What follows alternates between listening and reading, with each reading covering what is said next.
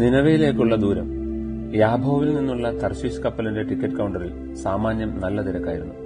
തന്നെ പരിചയമുള്ളവരാരുമില്ലെന്ന് ഉറപ്പുവരുത്തി നീണ്ട നിരയുടെ ഒടുവിലായി യോനയും സ്ഥാനം പിടിച്ചു.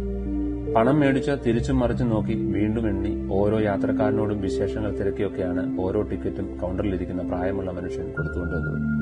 ആരുടെയും കണ്ണിൽപ്പെടാതെ എത്രയും പെട്ടെന്ന് ടിക്കറ്റ് എടുത്ത് കപ്പലിനുള്ളിലെ സുരക്ഷിത സ്ഥാനത്ത് അഭയം തേടാനുള്ള വ്യഗ്രത യോനെ ഈ ചോദ്യവും പറച്ചിലും ഇഴഞ്ഞു നീങ്ങുന്ന നീണ്ട നിരയുമൊക്കെ നിഷ്ക്രമനാക്കി.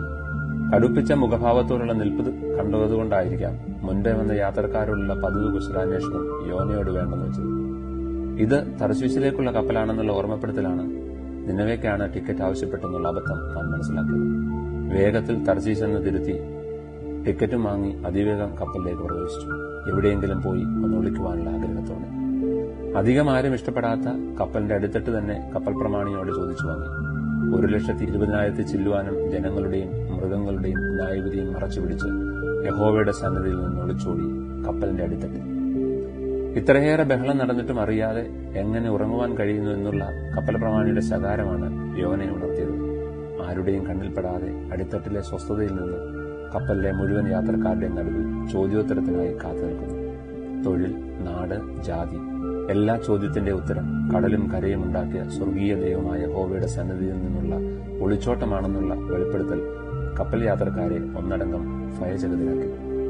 1,20,000 ജനങ്ങളോട് കാണിക്കാത്ത അയ്യോഭാവം കപ്പലിലെ അന്യജാതിക്കാർ തന്നോട് കാണിക്കുന്നത് കണ്ട് യോന മുഖം കുനിച്ചു.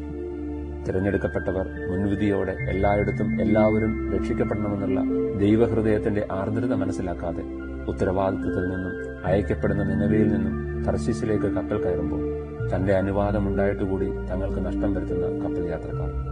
ആഴിയുടെ രൗദ്രഭാവം കെട്ടടങ്ങുവാൻ കപ്പലിലെ ചരക്കുകളെല്ലാം നിക്ഷേപിച്ചതുകൊണ്ടായില്ല. ഒടുവിൽ യോനയുടെ സ്പർശനം സമുദ്രത്തിന്റെ കോപത്തെ ശമിപ്പിച്ചു. ദേശത്തിന്റെ കാവലേൽപ്പിച്ച ഉത്തരവാദിത്തപ്പെട്ടവർ ഒളിച്ചോടി സ്വസ്ഥതയോടെ എല്ലാം മറന്നുറങ്ങുമ്പോൾ ഉത്തരവാദിത്തമേൽപ്പിച്ചവൻ മയങ്ങുകയില്ല, ഉറങ്ങുകയുമില്ല. ഇനിയും 40 ദിവസത്തെ ആയുസ് മാത്രമേ ഉള്ളൂ എന്ന വാർത്തയോടാണ് മഹാനഗരമായ നിനവെ ഉറക്കമുണർന്നത്. നഗരമായതിനാലാകും അതിവേഗം വാർത്ത പരന്നു. മഹാനഗരം നിശ്ചലമായി. ജീവനുള്ള ദൈവത്തിന്റെ ന്യായവിധിയിൽ അകപ്പെടാതെ വണ്ണം രക്ഷപ്പെടേണ്ടതിന് ഉപവാസം പ്രസിദ്ധപ്പെടുത്തി. ചരിത്രത്തിലെ ഏറ്റവും വലിയ ഉപവാസം. മനുഷ്യനും മൃഗവും ഒരു വസ്തുവും ആസ്വദിക്കാതെ വെള്ളം പോലും കുടിക്കാതെ രട്ടിലും വെണ്ണീറിലും ഇരുന്നുള്ള ഉപവാസം. തങ്ങളുടെ കുറവുകളെ, ചെയ്തുപോയ ദുഷ്കാര്യങ്ങളെ കുറിച്ചുള്ള അനുതാപവും പ്രാർത്ഥനയും, മടങ്ങിവരുവാനുള്ള തീക്ഷ്ണമായ ആഗ്രഹം.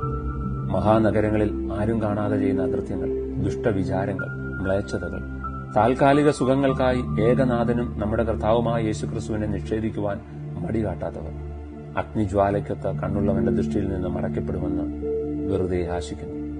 യഹോവയുടെ സന്നിധിയിൽ നിന്ന് ഒളിച്ചോടി കടലിന്റെ അടിത്തട്ടിൽ അവധിക്കാലം ചെലവിടാൻ ശ്രമിച്ചവനാണ് കുറച്ചു മുമ്പ് അയ്യം വിളിച്ചത്.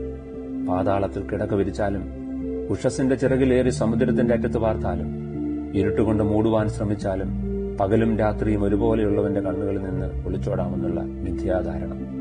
വിശ്വാസവും പ്രവൃത്തിയും ഒരേ ദിശയിലെത്തിച്ച നിനവെ എന്ന മഹാനഗരം, മാനസാന്തരം പ്രവൃത്തിപഥത്തിൽ കൂടെ തെളിയിച്ച മഹാനഗരം ന്യായവിധിയിൽ നിന്നും ഒഴിഞ്ഞുപോയി. മടങ്ങി വരുവാനുള്ള അവസരത്തെ പ്രവൃത്തിയിലൂടെ തെളിയിച്ച നഗരത്തോടെ ദൈവം അനുദപിച്ചു.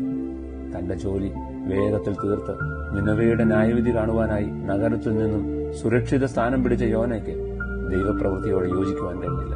1,20,000 മനുഷ്യജീവനേക്കാൾ തന്റെ പ്രവാചക നിവൃത്തിക്കായി കാക്ഷിച്ച് യോന കോപാകുലനായി. വിശ്വസിക്കാത്തവനെ എങ്ങനെ വിളിച്ചപേക്ഷിക്കും? അവർ കേട്ടിട്ടില്ലാത്തവനിൽ എങ്ങനെ വിശ്വസിക്കും? പ്രസംഗിക്കുന്നവനില്ലാതെ എങ്ങനെ കേൾക്കും? ആരും അയക്കാതെ എങ്ങനെ പ്രസംഗിക്കും? എന്നുള്ള സുവിശേഷീകരണത്തിന്റെ അടിസ്ഥാനം പോലും മറന്ന് യോന പ്രവാചകൻ ദൈവത്തോട് കോപിച്ചു. നിനവയിലെ മിഷൻ എന്നെ ഏൽപ്പിച്ചപ്പോഴേ ഞാനിതെല്ലാം നിന്റെ മുമ്പിൽ സമർപ്പിച്ചതല്ലേ? നീ അനർത്ഥത്തെക്കുറിച്ച് അനുദപിക്കുന്നവനാണെന്ന് ഞാൻ മുൻപേ അറിഞ്ഞതുകൊണ്ടല്ലേ തർശീശിലേക്ക് കപ്പൽ കയറിയത്?